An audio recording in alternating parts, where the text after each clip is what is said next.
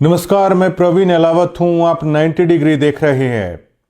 सत्यलोक आश्रम की मैनेजमेंट की करतूतों को लेकर आज हम एक ऐसा खुलासा करने वाले हैं। न केवल सत्यलोक आश्रम की मैनेजमेंट से जुड़े हुए भक्त बल्कि हरियाणा और देश भर से देख रहे अन्य लोगों के पैरों तले की जमीन है वो खिसक जाएगी। आप सभी ने सुना है कि कबीर जी का एक दोहा है कि साईं इतना दीजिए जामे कुटुंब समाए, मैं भी भूखा ना रहूं साधु भी भूखा ना जाए। लेकिन सत्यलोक मैनेजमेंट की कारगुजारियां ऐसी हैं कि भूखा रहना पड़ रहा है सत्यलोक आश्रम से जुड़े हुए लोगों को। ये पूरा मामला है हिसार, जिला हिसार, हरियाणा के आदमपुर से चुली खुर्द कोई गांव है और वहां से साधु दास नाम के भगत से जुड़ा हुआ मामला है। और 15 जनवरी 2014 से ये भक्त है संत रामपाल जी महाराज से जुड़े थे और 17/10/2025 को इनके घर में शॉर्ट सर्किट से आग लग गई थी। पूरा का पूरा सामान जलकर तबाह हो गया। स्क्रीन पर आप देख पाएंगे कि किस कदर पहले गुलजार था घर और बाद में पूरा का पूरा घर तहस नहस हो गया। सत्यलोक आश्रम की तरफ से वहां पर उनके तनखैया पत्रकार भी आए थे। जोर शोर से अन्य भक्तों की और हरियाणा के अन्य लोगों की सिंपैथी बटोरने के लिए, गांव की सिंपैथी बटोरने के लिए बड़े बड़े दावे किए गए थे। लेकिन ये कहानी जब आप साधु दास के जुबान से सुनोगे तो आपको रोना आ जाएगा। 1000, 2000, 3000, 5000 करोड़ रुपए के बांटने के दावे करने वाली सत्यलोक आश्रम ने इस दुख की घड़ी में संत रामपाल जी महाराज के परम भक्त के साथ जो किया है उसको लेकर आप यकीन नहीं कर पाओगे। और सत्यलोक आश्रम की तरफ से जो दावा किया जा रहा है कि हम गुरुजी के आदेशों का पालन करते हैं, गुरुजी के आदेशों के बिना मैनेजमेंट में एक पत्ता तक नहीं हिलता। इन्हीं साधु दास ने संत रामपाल जी महाराज से प्रार्थना की थी और संत रामपाल जी महाराज ने आदेश दिया था कि भक्त का घर पहले से भी अच्छा बनाइए। लेकिन मैनेजमेंट की कारगुजारी ऐसी थी, सतगुरु रामपाल जी महाराज के आदेशों को ताक पर रख कर धर दिया और ज्यों का त्यों साधुराम अपने गमों को, अपने दुख तकलीफों को बताए तो किसके आगे बताए।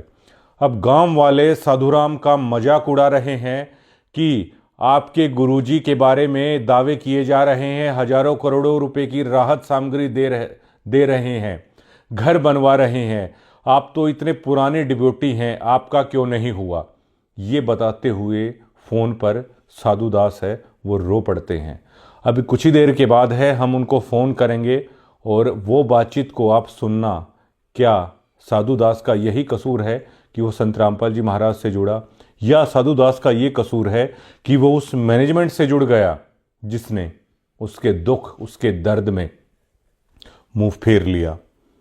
आए आश्रम के तनखैये पत्रकार आए, लेकिन उस दर्द को केवल कैमरे में कैद किया, लोगों को दिखाया, झूठे आश्वासन दिए। आज वो वीडियो भी चैनल से डिलीट कर दी उन्होंने और साधुराम का दर्द आज ज्यों का त्यों है। वो दर्द आज नासूर बन चुका है और आप उन तस्वीरों को देख भी पा रहे हैं, वो वीडियोस भी हैं और आप स्क्रीन पे देख पाएंगे कि जो लाल धागे में लिपटे हुए ये 5 जो देख रहे हैं आप गोल गोल, जो सत्यलोक आश्रम से जुड़ा है वो इसे आसानी से समझ जाएगा कि पाठ जब करवाया जाता है तो नारियल के साथ ये चीज़ें दी जाती हैं। ये उस बात का सबूत है कि इन्होंने ज्योति के भी पैसे दिए, पाठ के भी पैसे दिए। स्क्रीन पे आप वो पर्चियाँ भी देख पाएंगे जो आश्रम की तरफ से दी जाती है। ये पर्ची नंबर 34887 पाठ सेवा 4/6/2023 को, नाम साधुदास, चूली खुर्द, हिसार, 15,000 रुपये, 21,000 रुपये का था, 15,000 इन्होंने जमा करा दिए थे और 11,000 रुपये बाद में दूसरी पर्ची में है।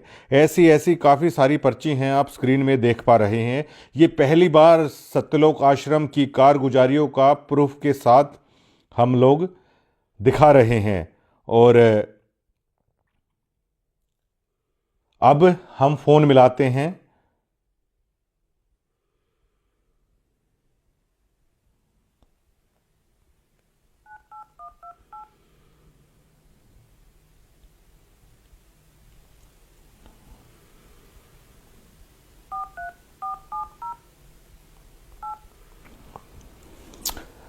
आप सिहर उठेंगे साधु दास की ये कहानी सुनकर।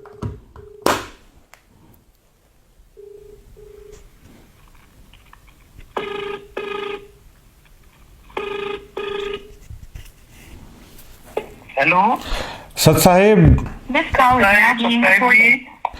अच्छा, आप आदमपुर चुली खुर्द से साधु दास बोल रहे हैं जी? हाँ जी। अच्छा, मैं ये जानना चाहता हूँ कि आप संत रामपाल जी महाराज से कब जुड़े थे, और हमें जैसे पता चला है कि सत्यलोक आश्रम की तरफ से दावा किया गया था कि आपके घर में शॉर्ट सर्किट हुआ था, लेकिन सबसे पहले आप अपना परिचय दीजिए सर। मेरा नाम साधु दास है जी। मैं गांव चूड़ी खुर्द का रहने वाला हूँ जी। जिला हिसार है जी, तहसील मंडी आदमपुर है जी। हमें जैसे पता चला है कि आपके घर में आग भी लगी थी। आप संत रामपाल जी महाराज से कब जुड़े? मैं जी संत रामपाल जी महाराज जी से जुड़ा था 2014 और दूसरा महीना और 15 तारीख जी। आपने मतलब जो पाठ सेवा की और दान सेवा की जो पर्चियां दी हैं, इनमें कितनी सच्चाई है जो हमारे पास हैं? ये तो आपके सामने है जी। मैं आपको ये भी दिखाई हूँ, जो वो है ना गोल गोल गिंडी सी। हाँ जी, हाँ जी। उसका मेरे को नाम तो पता नहीं है जी, क्या होते हैं वो। हाँ, ये पाठ के दौरान शायद दी जाती हैं। हाँ, ये पाठ के दौरान दी जाती है जी। ये कुछ तो मेरे को पाई नहीं। और ये जो प्रसाद लाते हैं ना पर्चियां, उनको जमा करवाते हैं जी, तब ये इसमें देते हैं कुछ छुहारे, अखरोट, नारियल, ऐसा 2 किलो सामान देते हैं जी। इसका मतलब आप 2014 से जुड़े हैं, तो आप काफी पुराने भक्त हैं जो सत्यलोक आश्रम से जुड़े हैं सर। बहुत बहुत पुराने भक्त हैं जी। हम यहाँ हमारा गांव चूड़ी खुर्द है, इसमें एरिया में कोई नहीं था जी जब आप जुड़े थे। हाँ, हमने बहुतों को जोड़े जी परमात्मा की दया से। आपने दान भी किया, आपने और लोगों को भी जोड़ा परमार्थ के रास्ते पे, परमात्मा के रास्ते पे। तो जो आपका घर जो ये पूरा जलकर राख हुआ, ये पूरा मामला क्या है सर? ये जी, मैं 17 तारीख और 10वां महीना, अपने पास एक टाटा एस है। मैं किसी भगत की बुकिंग पर गया था, और जो भगतपति है वो निबली में कुछ घर की सफाई कर लो जी। अपने मोटरसाइकिल थे 2 भीतर, तो मोटरसाइकिल बोली ये बाहर निकाल दो। तो मैं कहा जी रहने दे, किसी सफाई अपन के सफाई का करना, बोले काट दो, मेरा जी करे जमा कर लिए भाई। वो 2 मोटरसाइकिल बाहर काट दिए, और सामान कटवाने के लिए वो पड़ोसियों के पास अपने जो साथ में घर है वहां गई हुई थी। और वहां एक लड़की है, अपने जो चाचा लगते है, जो धर्मा सारण है जी। तो वह बोली के भाभी जी मैं कटवा दूंगी, आप 2 मिनट में बैठ जाओ, मैं कपड़े धो लूं। तो पीछे से कोई शॉर्ट सर्किट से आग लग गई। वो वहां बैठी थी, मैं बुकिंग पर गया हुआ था। आग लगने के बाद पड़ोसी भाग के आए, बोला भक्तों क्या कर रहे हो भाई? का आपका धुआं लिकड़ा, घरे कोई आई नहीं। ये पड़ोसियों की जारी थी। जब फिर पता चला हमारे गाँव के सरपंच साहब, उनका आमी सामने घर है हमारा जी, गली में ही, तो वो भी घर पर नहीं था। उसको मेरे को तो बताया गया कि भी जो वो सरपंच के घरवाली है, उन्होंने फोन किया। वो गांव चूड़ी में गया हुआ था।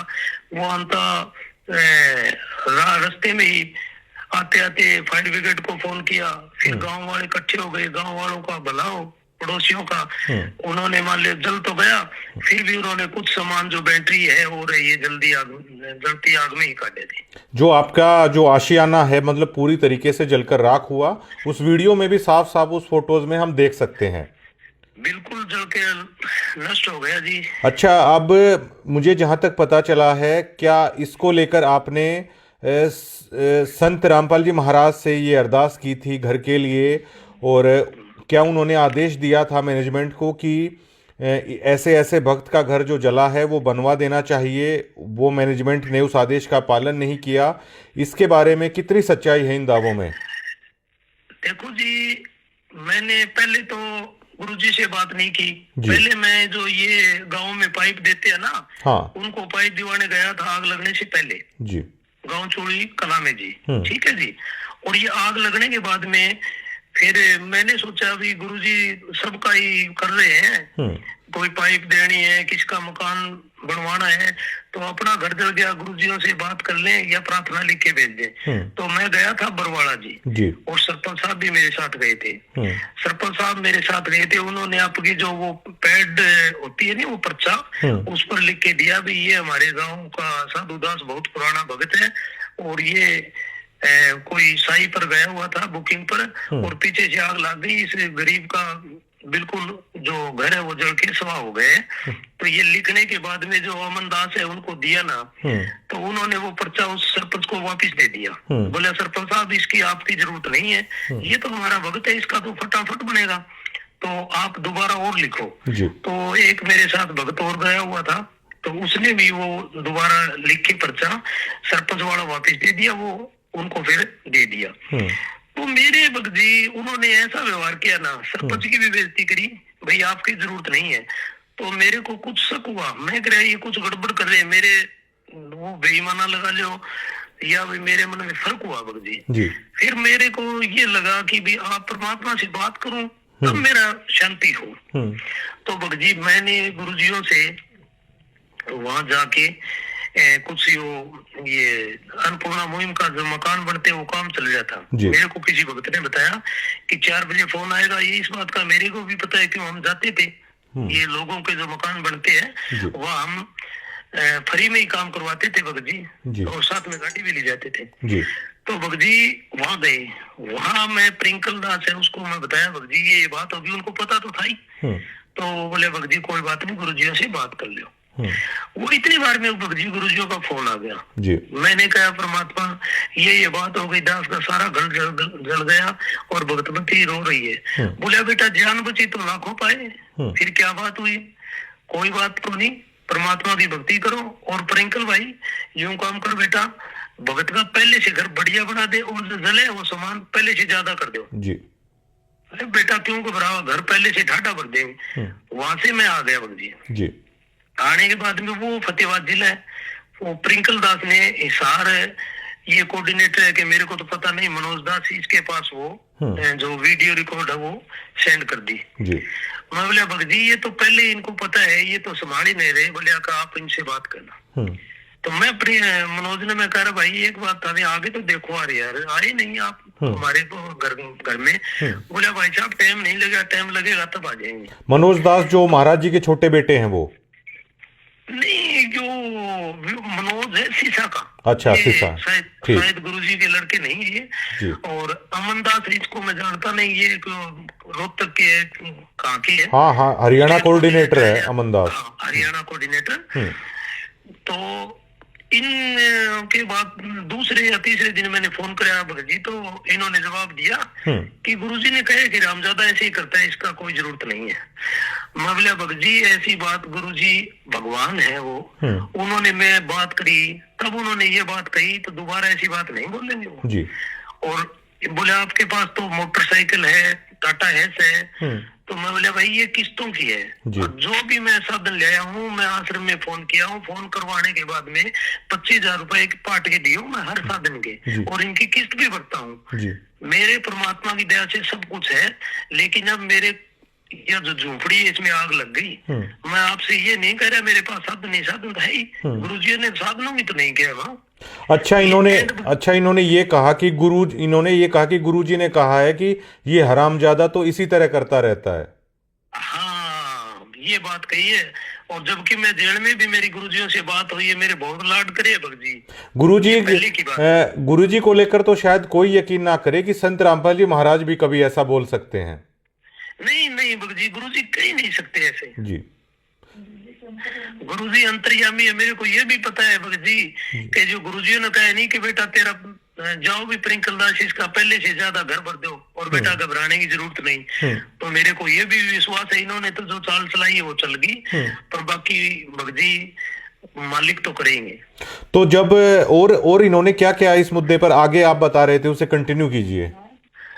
मैं भगत जी धनाना आश्रम में भी गया जी, तो इन्होंने ये कहा कि भाई आप हमको पता चले कि आप गुरुद्रोही हो, पवन से मिले हो। अच्छा। मैं बोला भगत जी फिर मेरे को वहां आप मेरे को बुरा बताओ, मेरे को रीस आ गई भगत जी। मैं बोले भाई आपको कौन गुरुद्रोही बता रहे हैं, कौन पवनदास है? मैं तो भाई साहब से किसी मिले ही नहीं, जानता ही नहीं, मेरी बात कराओ।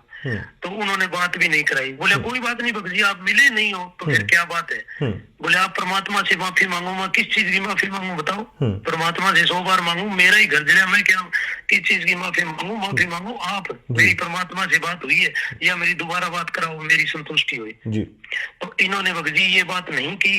तो मैंने ये जो पर्चियों वाली दान वाली बात है, मैं आज तक हमारे गाँव में आगे पता कर लो, किसी को नहीं बताई थी। मैंने तो ये जो शब्द लिया हूँ यही कहा हूँ कि ये परमात्मा संत रामपाल जी महाराज ने दिया। आज भी पूछोगे तो आपको गांव में एरिया में यही बताएंगे। तो मेरे को भगत जी इन्होंने यही शिक्षा दी थी कि भगत जी अगर आपने जो दान किया है, पहले की बात है, अगर जी यूं कह दिया मैंने दे दिया तो आपके सिर पर मार पड़ेगी, आपको यम के दूध पकड़ के ले जाएगी। मैं डरता बताता अपनी भगत जी ये आग लगी है नहीं जो मेरे को रीस आई है। माँ जी परमात्मा से बात करेंगे फिर, भाई मालिक आपने तो ये कहा था इसका घर बन जाए, तो आपका ये कहना नहीं माना तो मैंने आपकी दान वाली बात बता दी। जी। तो इन्होंने जो सतगुरु महाराज का, आपके गुरु का जो आदेश था, उस आदेशों की भी मैनेजमेंट ने धज्जियां उड़ा कर रख दी। बिल्कुल धज्जियां उड़ा दी जी। और जी बताइए। और ये एक चीज की और मेरे को धमकी दे रहे थे जी। बोलिए आपकी नो एंट्री हो जाएगी, पीड़ा पर्चा आ जाएगा। तो मैं कहा साधु दास एक गरीब घर में जन्म जरूर लिए, भगत जी आपकी धमकियों से डरने वाला नहीं है। एक बार मरना है, एक बार जीवन मिलता है, कोई दिक्कत नहीं है। तो मेरा पीड़ा पर्चा तो 17 तारीख को आग लगी उसी दिन ही आ गया था। ठीक है। अच्छा ये बताइए आप, जो ये पीले पर्चे का बहुत सारा जिक्र होता है, ये पीले पर्चे का डर क्या है? जो मैं भक्तों के अंदर देखता हूँ बहुत डरते हैं पीले पर्चे के नाम पर। भगत जी मेरे को तो ऐसा लग रहा है भाई आप वैसे राजनीति की बात नहीं करते जी। मेरे तो दिमाग में ये बात है, जैसे कोई सरकार के खिलाफ बोलता है वो तो होता है देशद्रोही। ठीक है जी, आपका हक मांगे। और इन्होंने ये एक षड्यंत्र बना रखा है कि इनके जो खिलाफ बोलेगा, इनकी कोई सच्चाई उजागर करेगा तो इन्होंने पीले पर्चे का डर बिठा रखा है जी। आपकी नो एंट्री हो जाएगी। उस नो एंट्री के बाद मतलब क्या फर्क पड़ता है आप लोगों पर? ये कहते हैं आश्रम में नहीं आने देंगे जी। अच्छा साधुदास जी मुझे ये बताइए कि हरियाणा में हर कोई आदमी जानता है कि अगर एक आपके पास छोटा हाथी का बच्चा वगैरह आप चलाते हो क्या? हाँ जी, ये अपने किस्तों पर है। अच्छा किस्तों पर है। अच्छा ये बताइए कि हरियाणा में हर आदमी जानता है कि मतलब आप अपना दिहाड़ी मजदूरी एक तरीके से करके अपना पेट पाल रहे हैं। खूब जानते हैं भगत जी, खूब जानते हैं जी। अच्छा ये बताइए आप, तो ये जो आप दान करते थे, आपने काफी सारा दान भी किया है परमात्मा के नाम पर, तो एक दिहाड़ी मजदूरी करके मतलब आप इसका मतलब आपने तो बड़ी मशक्कत से वो पैसा जोड़ के दान में किया है, आपकी तो खून पसीने की वो कमाई थी। भगत जी 2 रुपए ब्याज के लेके भी किया है, जो ब्याज वाले अभी तक मांगते हैं पैसे। अच्छा जो पाठ और जो आपने बाकी दान की जो सेवा की है। हाँ भगत जी इन्होंने ये शिक्षा दी थी जी कि एक हिसार के अंदर ऑटो वाला है। अच्छा। ऑटो वाले का जो किस्तों का जो लोन था वो पूरा हो गया, उसने दोबारा लोन लेके इकट्ठे आश्रम में 2 लाख रुपए दे दिए, ऑटो चलाता है वो।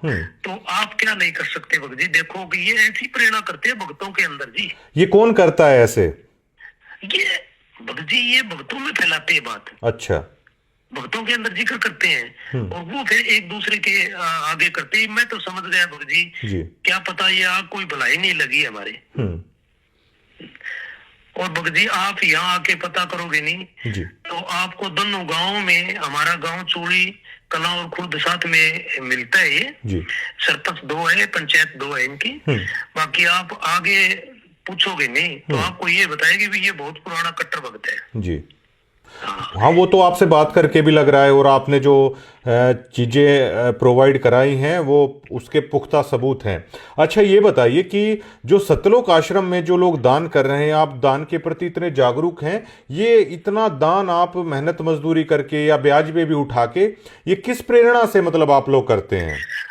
ये भगत जी ऐसे बताते हैं कि जैसे बोले 5 ये होते हैं जी दान धर्म, और ये जो ये 5 ये बताते हैं हवन, जी इससे करवाते हैं ये। और एक और भगत जी मेरे को तो शंका हो रही है, कभी हमने ये बताते हैं कि गुरुजी ऐसे बताते हैं आपने कार की, कोठे की, बंगले की सोच नहीं करनी है, तो मेरे को तो शक ऐसे हुआ भगत जी, जो दास का घर जला जी 17 तारीख 10वां महीने को, जब तो इन्होंने, मैं मनोज दास है, मैंने बोला भाई आपका नामखंड है, मैं कहा तेरे को कैसे पता चल गया भाई नामखंड है, मेरा घर जल गया।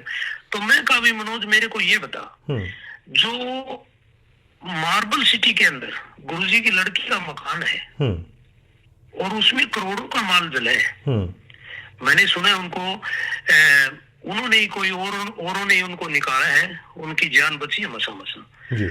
तो वहां भगत जी आप यूं कह रहे हो कि भी ये तो परमात्मा की लीला है, तो वहां मालिक की लीला है, यहाँ नामखंड है, नामखंड है। तो आप ये बताओ मेरे को, संत रामपाल जी महाराज आप हो या संत रामपाल जी महाराज जो 2 नंबर जेल के अंदर बैठे हैं वो है?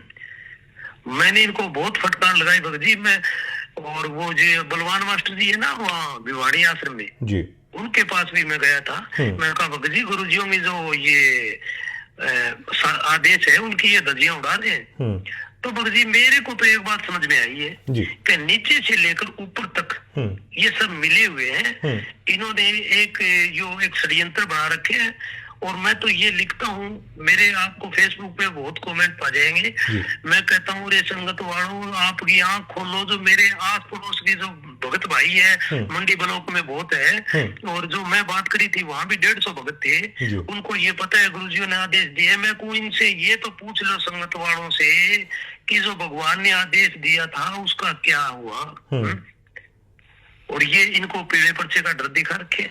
अच्छा साधुदास जी, मुझे एक चीज और बताइए कि जब आपने नाम लिया, मैंने ऐसा सुना है कि संत रामपाल जी महाराज अपने भक्तों को राजनीति से दूर रहने की शिक्षा वो देते थे। हाँ जी। आज आश्रम में भी बहुत सारे राजनेता आते हैं, और मुझे ये भी पता चला है चुनाव के दरमियान भी गुरुजी का आदेश बता के, या रैलियों में भी गुरुजी का आदेश बता के भक्तों को भेजा जाता है। इन बातों में कितनी सच्चाई है? क्या महाराज जी राजनीति से दूर रहने की शिक्षा अपने भक्तों को देते थे, और आज क्या हो रहा है? महाराज जी आश्रम में होते थे ना भगत जी, तो मैंने 2014 में नाम लिया हूँ, पहले का तो मेरे को पता नहीं जी। वहाँ इतनी तक थी, अगर कोई राजनेता है ना उसकी आश्रम में एंट्री नहीं थी। अच्छा। हाँ, और जो अभी है नहीं भगत जी, आपको एक और गुप्त बात बताऊं मैं, हमारे गांव में सरपंची का इलेक्शन हुआ था। अच्छा। और गुरुजी के लड़के को वहाँ जो एक जेल वार्ड है हमारे गांव का है, उन्होंने कहा था कि आपके भगत है वहाँ जी, तो आप मेरा भाई खड़े हैं तो सरपंची के बारे में आप कह देना, अभी वोट दे दे जी।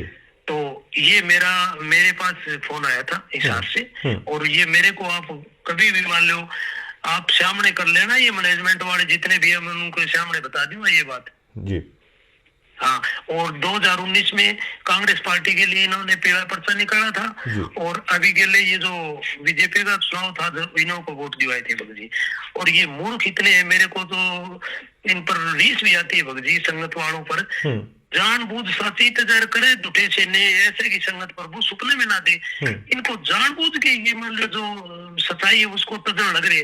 मैं इनसे पूछता हूँ कि भैया हमने कहा कि नहीं कहा, ये जो वोटों के लिए ये कहने लगे, परमात्मा तो ऐसे कहते हैं कि अगर घर का भाई खड़ा हो जाए नहीं उसको वोट दे दे, उसकी सपोर्ट नहीं करनी है, उसके साथ गांव में नहीं फिरना है। बताओ, तो ये बात है भगत जी। और क्या हमें ऐसा पता चला है कि जो समाज है वो आपको ताने देता है, आपके गांव के आसपास के लोग, कि आपके आश्रम वाले तो दावा कर रहे हैं कि इतने लोगों के घर बना दिए, हजारों करोड़ की राहत दे दी, आपका घर जलकर राख हुआ, आपका क्या हुआ? क्या आप लोगों को इस तरह के ताने दिए जाते हैं? ताने दिए जा रहे हैं भगत जी। यहाँ आश्रम से कुछ लोग आए, भगत जी भगत आए, तो जैसे हमारे घर में मांझा गुदड़े जो भी है, शोर छोड़िए सब जल गए, राख हो गए। जी तो हमारे गांव के पास एक मराना है 6 किलोमीटर, वहां से कुछ भक्तों ने मेरे पास शोर मांझे ले आके छोड़ दिए। तो ये 2-3 दिन बाद में आए। आग लगने के बाद में शायद 10-15 दिन भी निकल गए हो गए। तो आने के बाद में एक लेडीज थी, मेरे को पता नहीं कौन ही वह, मैं यहाँ था नहीं, मैं बुकिंग पर गया हुआ था। तो इन्होंने क्या है, आपके मांझे बच गए, आपके फलानी चीज बच गई। तो गांव के सरपंच और हमारे पड़ोसी थे, उन्होंने कहा कि आप ये कह रहे हैं इसकी यह चीज बच गई, इसकी यह चीज बच गई, ये जो है ये तो पड़ोसियों ने लाके दिए इसको मांझे दिए। मांझे क्या होता है जी? मांझे क्या होता है, थोड़ा सा आप समझाएं तो। बिस्तर, ये खाट, अच्छा मंजी, ठीक है जी, मंजी बोल देते हैं। हाँ मंजी बोलते थे जी। तो उन्होंने भी इनको धमकाया भगत जी। फिर बोले आपके पास ये छोटा हाथी है, मोटरसाइकिल है। तो ये हमारे जो पड़ोसी है ना, उन्होंने कहा था कि ये जिंदल की फैक्ट्री का मालिक है जी, ठीक है, इसका घर जला हुआ है, इसे बनाओ तो ठीक है, वरना यहाँ 5 किलो चीनी लेकर मत आना। अच्छा। हाँ, तो ये भगजी वहां जाके ज्यादा वकालत करी, तो इन्होंने गांव वाले सरपंच और ने इन्हें धमकाया और था जी। फिलहाल मतलब जो देखिए, आपके बच्चे भी हैं, आपकी धर्मपत्नी भी है, आप लोगों के साथ ऐसा हुआ, तो एक परिवार के तौर पर मतलब आप कैसा महसूस करते हैं कि आप लोग क्या सोच के जुड़े और मतलब किस तरीके से चल रहा है? एक परिवार के तौर पर आप कितना टूट चुके हैं इस घटना के बाद? जी टूटे को मैं इतना टूट चुका हूँ कि जो अपने 2 बच्चे हैं जी, मैं उनको भी ये कहता था पढ़ाई की कोई जरूरत नहीं है, आप माला काटो जी, परमात्मा सतलोक में ले जाएगा जी, ठीक है। अब वो ही न्यू कहते हैं बच्चे मेरे को कि पिताजी आप ये कह रहे थे माला काटो है, आपको सतलोक में ले जाए, सतलोक में तो आप कद जाओगे, अपना तो घर है झूपड़ी और बन जी।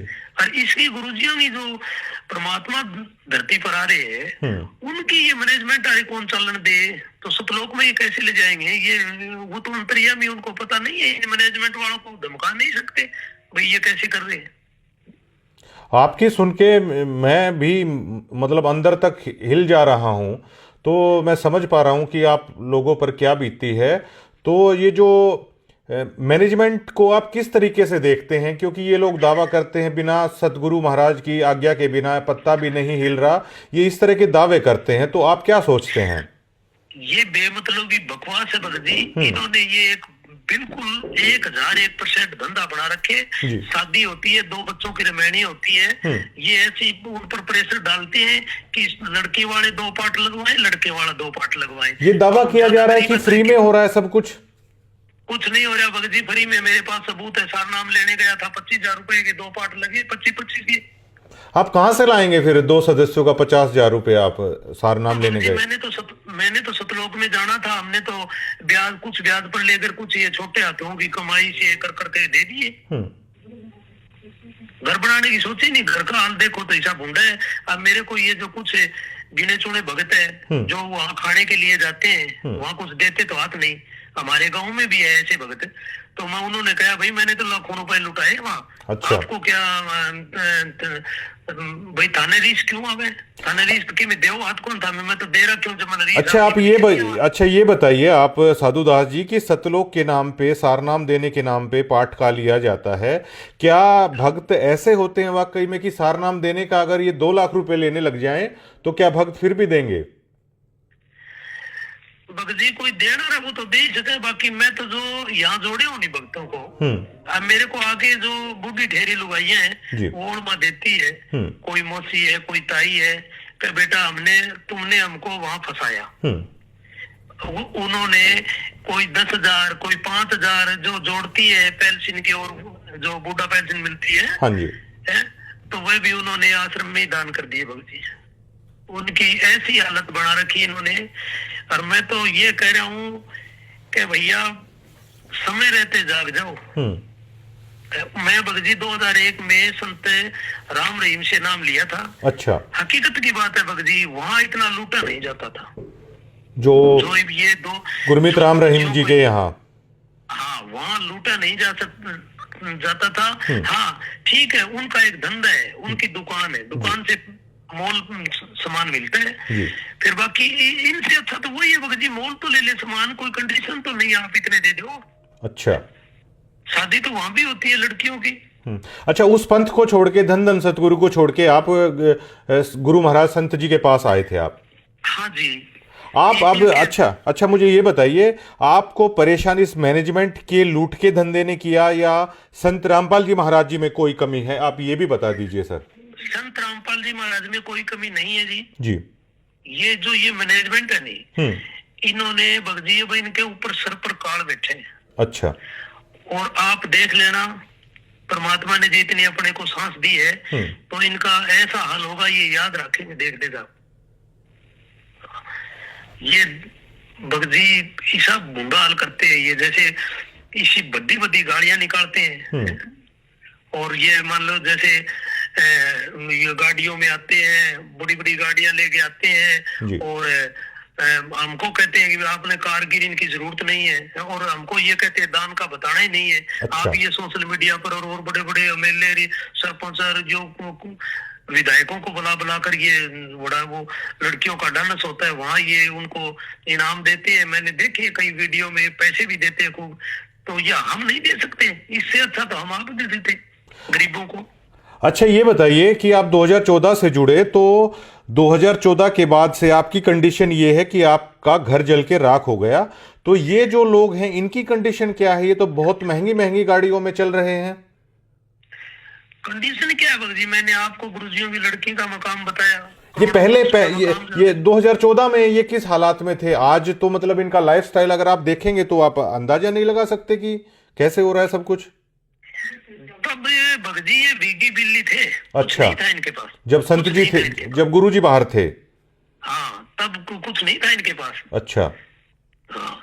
और गुरुजी थे वो तो आमी सामी बात हो करती, परमात्मा इनको अब इनको पता नहीं है भगत जी भी परमात्मा अंतर्यामी है, वो वहां भी बैठा आपको देख रहे हैं जी। इन्होंने मेरा तो सबसे ज्यादा भगत जी भाई, आप कह रहे हो नहीं भाई, मेरे को भी अंदर से न्यू महसूस होता है कि भाई ये जो संगत है, बेचारी भोली संगत है, इनका क्या बनेगा? मैं तो इनसे निकल गया, मैं तो परमात्मा आएगा तभी बात करूंगा। अच्छा, ये बताइए कि क्या आप मानते हैं कि जो ये संत जी से जुड़े हुए मैनेजमेंट के लोग हैं आज जिस तरह की लग्जरी लाइफस्टाइल जी रहे हैं, तो बिना मेहनत की बजाय आप लोगों का दिया हुए पैसे पे ये सभी हो रहा है? कितनी सच्चाई मानते हैं आप इस बात में? 1001% है भगत जी। जी। और ये एक बात और बताऊं भगत जी। हाँ जी। ये झूठा दावा करते हैं कि भी जो संत रामपाल जी महाराज के जो ये बेटा बेटी है, ये किसानों के खेत में बैठे हैं और कि जो अब बाढ़ के टाइम आते हैं, ये बिल्कुल झूठी बातें हैं। ये कुछ हासिल करना चाहते हैं, मेरे को तो पता नहीं, या राजनीति में आते होंगे। और बाकी ये महंगे महंगे स्कूलों में पढ़ते हैं। ये सब इनके काम हाई लेवल के चलते हैं भगत जी। ये लोग दिखावा करने के लिए आते हैं। और बाकी जैसे ये अन्नपूर्णा मुहिम के द्वारा मकाम बनते हैं, ये अगर इनको फोटो बनवानी होती हो तो एक एक चक ले गए, और वरना ये तो हाथ ही नहीं लगाते जी। बताओ। अच्छा, ये बताइए कि आपके दिल पे क्या बीतती है जब लोग आपको ताने देते होंगे कि संत रामपाल जी महाराज से जुड़ के आज आपके हालात क्या हैं, तो आपकी मनोस्थिति क्या होती है? आपकी, आपके परिवार की, आपके बच्चों की? तो मतलब क्या चलता है आपके अंदर जब लोग ताने देते हैं आपको? भगत जी, चलता ये है कि जैसे 2014 से जुड़ा था जी है? अब लोग कहते हैं कि तू संत रामपाल जी महाराज की खातिर ऐसे कहता था, ऐसे कहता था। क्यों? जो हमारे गिरी पंथ का एक डेरा है चंडीगिरी का, तो यहाँ एक वो मनसा गिरी जी थे, फौजी थे महात्मा, तो उनके साथ मेरी लड़ाई भी हुई थी। उन्होंने कहा था कि भाई ये आपने पुस्तक बांटी तो आपको ये कर देंगे, ये कर देंगे।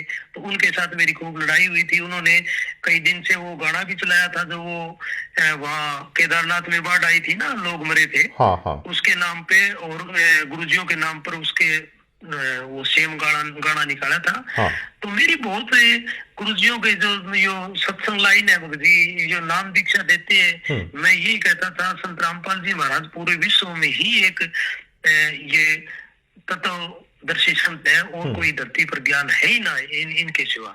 तो मेरी बहुत उमंग थी, भगजी भक्तों को बहुत जोड़ता था, गाड़ी में ले जाता था। और वो उन उमंगों पर इन्होंने हमारे गांव में या एरिया में मेरे को बोलने जो का नहीं छोड़ा, और लोगों ने मेरी मजाक बनाई है कि ले ले टिंडे ले लिए कितने। मैं एक भी उनको कहूँ भाई गुरुजी ठीक है ये कर रहे हैं गलत सारा गुरुजी जी। तो इन लोगों का कहाँ ठिकाना बनेगा जब आप जैसे श्रद्धावान की श्रद्धा को इन्होंने तहस नहस कर दिया? क्या मानते हैं आप? ठिकाना बनने लग रही है भक्ति, तो इनके जो संगत जुड़ी हुई है, जैसे आपने सोजत का देखा होगा, वहाँ तो एक बच्चे की मौत हुई है, एक वो जो उसकी माता जी है कौन है वो उनके भी कोई टाबर टिकर होने वाला था, वो भी मेरे जान में अभी बीमार है, उन्हें झटका लगे। हाँ, आज भी एक्सीडेंट में आश्रम में आए हुए थे राजस्थान के कुछ किसान या जाट नेता थे, तो उनकी भी आज एक्सीडेंट में मौत हुई है। ये भी मामला काफ़ी चल रहा है। अच्छा सर, ये बताइए, ये और मुझे बताइए आप, क्या आप इस पूरे मामले में जो मैनेजमेंट है, क्या वो जातिगत भेदभाव क्या होता है वहाँ पर? क्या आप ये मानते हैं आपके मामले में कोई जातिगत भेदभाव भी हुआ? जातिगत भेदभाव जी, जैसे इनको हमारे जो घर है ना, हाँ जी, इनको पता चला कि भी ये एक दानक समाज से, दानक जाति से बिलोंग करता है जी, तो इन्होंने उस परमात्मा के आदेश को ही खारिज कर दिया इन्होंने, सिर्फ इसलिए कि जातिगत आधार पर आप मानते हैं? बिल्कुल करते हैं भगत जी, परमात्मा के बच्चे हैं, झूठ नहीं बोलते। तो और जो एक और बात बताऊं भगत हाँ जी, हाँ जी, जैसे फतेहाबाद एरिया में मकाम बनते हैं, जी, हिसार जिले में मकाम बनते हैं जी, जो गुरुजियों के लिए इतने गंदी भाषा बोले, जिन्होंने बाठे मारे, हाँ, उन्हीं लोगों के ये मकान बनाते हैं, क्योंकि उनका एरिया है, ये कोऑर्डिनेटर है या कोई सरपंच के कहने से उनकी जान पहचान वालों के मकान बनाते हैं। मैं आप खुद सेवा में गया हुआ हूँ, अभी मेरे को जब तो मेरे आंखों के आगे पट्टी बंधी हुई थी, हाँ, और अपना खुद का घर जाए तब मेरी ये आंखों की पट्टी खुली है भगत जी।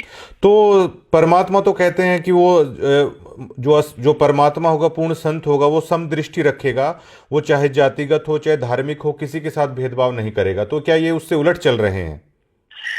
ये समदृष्टि किमी को रखा भगत जी, कुछ ही समदृष्टि को नहीं इनकी जे इनके जे मैं बताऊं के था ना, अब जैसे हमारी ये वीडियो आई है जी, अब और भी आएगी, मैं के रुकने वाला नहीं हूँ जी। इनका जोर चल ले तो ये गोली मार दे, समदृष्टि तो क्या नहीं रखे, ये गरीब ने खा जा दी है। आश्रम के ऊपर जो संत महाराज जी की फोटो है, उसके ऊपर लिखा हुआ है कि धानक रूप रहा करतार। जी ये जो परमात्मा है नहीं, उस पर तो लिख रखे ये धानक रूप रहा करतार। हाँ, ये ऐसा नहीं मानते हैं। ये जो पहले हमने अंग्रेजों का जो वो राज था, ये मुगलों का बोलते हैं ना, ये उससे गए गुजरे हैं ये लोग, जो मैनेजमेंट वाले हैं। हाँ, ये उनसे भी गए गुजरे हैं। मैं तो अब इनको मिलाकर देखे नहीं तो इनसे जो अंग्रेज लोग थे ना, वो बहुत अच्छे थे। ये सुनने में है, हमने तो देखे नहीं, पर बाकी जो ये मेरे साथ बीती है नहीं, मेरे को तो तब पता चलेगा। अच्छा सर, ये बताइए कि जो आज आपके साथ हमारी बातचीत हो रही है, अब आप बीती बता रहे हो, तो इसमें मैं समझ सकता हूँ कि मैं वीडियोस बना रहा हूँ, संपर्क हुआ, हम जानते नहीं एक दूसरे को। क्या इससे पहले आपने, क्या वहाँ के जो स्थानीय पत्रकार हैं, आपने किसी से ये आप बीती आपने क्या बताने की कोशिश की? बताइए जी, जो हमारे यहाँ रमेश ढाका यहाँ आया था। हाँ, रमेश ढाका आया था यहाँ, पत्रकारिता करके सारी चीज देख के गया था। वो आपके पास मैं वीडियो भी भेज दूंगा थोड़ी। और उनको ये जो आश्रम वाले हैं उनको पैसा दे दिया और वो चीज को दबा दी, उन्होंने अपने चैनल से डिलीट कर दी। अच्छा, जो वीडियोस आपकी बना के लेके गए थे?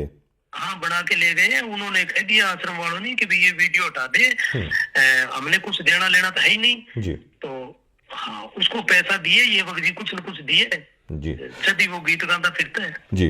तो आपका बहुत बहुत शुक्रिया, और जल्द ही एक वीडियो इंटरव्यू भी है आपके साथ, हम कोशिश करेंगे कि आपको मतलब वीडियो इंटरव्यू भी हम लोग करें। बिल्कुल भगत जी, परमात्मा की दया से गरीब घर में जरूर है, हाँ जी। पर हम डरने वाले नहीं है। जी मरना एक ही दिन है। जी। और ठीक है। और मैंने आप जैसे भक्तों से ही सुना है कि संत वचन कभी खाली नहीं जाता। जो गुरु महाराज जी ने आपको कहा था कि वो घर पहले से भी बेटर होगा, तो हम भी भरोसा करते हैं कि उनका वचन खाली नहीं जाएगा। हाँ, उस दिन के बाद भक्त जी मेरा काम 4 गुना चलता है। परमात्मा की दया से बैठे तो बड़े हुए मकाम में, ये फिर एक ही दम तो जी। पूर्ति कैसे पूरी हुई, जी। फिर वो तो मालिक है। अच्छा सर, ये बताइए कि जो फिलहाल आश्रम के अंदर है, बहुत सारे लोगों के साथ ऐसा हो रहा है, मुझे बताया है लोगों ने, और जो नए जुड़ना चाहते हैं उनके लिए आप क्या मैसेज देना चाहेंगे कि उन्हें क्या करना चाहिए? क्योंकि देखिए, ये जोड़ लेते हैं उस पुस्तक के द्वारा, उस वाणी के द्वारा आदमी जुड़ता है कि हाँ, ये ज्ञान बिल्कुल ठीक है, लेकिन वो जाएगा तो इन्हीं के आश्रमों में। तो आप क्या कहना चाहते हैं? भक्त जी, परमात्मा की दया से मैं तो यही कहना चाहता हूँ कि यहाँ जो जुड़ेगा ना, वो अभी तो पहले तो ये बुला फुसला के जुड़ाएंगे, फिर उसको दान दत्ते की बात करेंगे जी। उनको आपको ही पता चल जाएगा इनके पास कुछ नहीं है। जी। मैं तो कोई इनके आश्रमों में जाऊं ही ना, मेरे को तो मेरे पर तो बीती है भक्त जी। अब आप क्या संत रामपाल जी महाराज की भक्ति आपका परिवार करता है क्या? संत रामपाल जी महाराज की जो नियम बताए नहीं गुरु जी ने, वो नियमों पर है। और हम आश्रम में नहीं जाते भक्त जी। अब वहाँ जो टुकड़ा खाते हैं नहीं, वो ही हमें बस ऐसे लगता है कि ये इस गरीब का दान दिया हुआ है। तो भक्त जी मैं 2014 में जाता था ना, तब नेपाल से, राजस्थान से भक्त आते थे। उनके 2-2 फुट की लंगोटी होती थी और पुराने कपड़े होते थे भक्त जी, और फिर भी वह दान देते थे भक्त जी। तभी मेरे को ये लग रहे है कि यहाँ इनका अन्न खाना भी गलत है। जी जी जी। हाँ, इनका जो अन्न खावा नहीं, वो ही गलत है। और मैं तो ये कहूँ भाई, गरीब संगत, जाग जाओ जाग जाओ जाग जाओ, ठीक रहोगे, नहीं मारे जाओगे।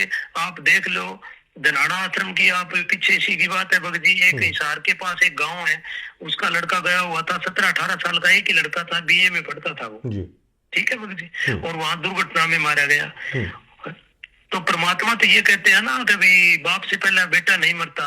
तो इन्होंने मर्यादा सब भक्तों की खंड करवा रखी है जी, मर्यादा खंड करवा रखी है भक्त जी। ऐसे ही मरण लग रही है भक्त, और इनकी आंख कद खुलेगी पता नहीं मेरे को। बहुत बहुत शुक्रिया तमाम बातचीत करने के लिए जी हमारे साथ। ठीक है जी। सत साहिब जी।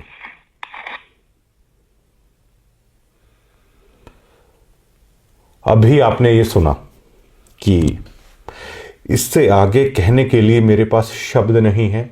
और अगर आपने इस साधु दास के परिवार की अगर दास्तां सुनी होगी ना, तो आज वो लोग कह रहे हैं कि लोग उन्हें ताना देते हैं, और समाज के ताने हर पल हर दिन उस परिवार पर क्या गुजर रही होगी। और जो लोग कह रहे हैं कि कमेटी संत रामपाल जी महाराज के बिना तो कमेटी कुछ करती नहीं है, गुरु महाराज के आदेशों को भी ताक पर रख दिया। ये मैं नहीं कह रहा हूँ, 2014 से जो भक्त जुड़े हैं वो कह रहे हैं। और उन्होंने यहाँ तक कह दिया कि 2 रुपये सैकड़ा पर पैसे उठा के उन्होंने दान किया, और ये कह रहे हैं कि ये दान कुपात्रों को दे दिया गया, उनके पैसों पर मौज उड़ाई जा रही है। 2014 में जिनके हालात कुछ थे, आज वो लग्जरी गाड़ियों में घूम रहे हैं, आलीशान महल हैं उन लोगों के पास, लेकिन साधु दास जैसे लोगों के घर हैं वो जलकर राख हो गए। ये अकेले साधु दास की कहानी नहीं है, पता नहीं कितने ऐसे भक्त हैं जिनकी श्रद्धा को, जिनके अरमानों को रौंद दिया गया मैनेजमेंट ने, और जिनके सपने, जिनकी श्रद्धा जलकर राख हो गई।